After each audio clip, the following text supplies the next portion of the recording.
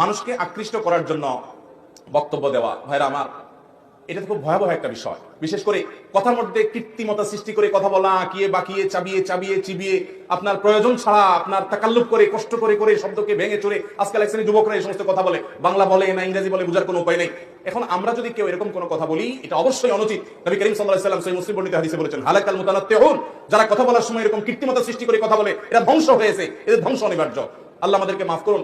আমরা যেন দিন প্রচার করতে গিয়ে এই সমস্ত হেয়ালিপনা, এই সমস্ত পাগলামো, এই সমস্ত নিচুতা এবং এই সমস্ত ত্রুটিপূর্ণ যেটা ইমানদারের শানে যায় না, সেগুলো যেন আমরা না করি। আল্লাহ আমাদেরকে হেফাজত করুন।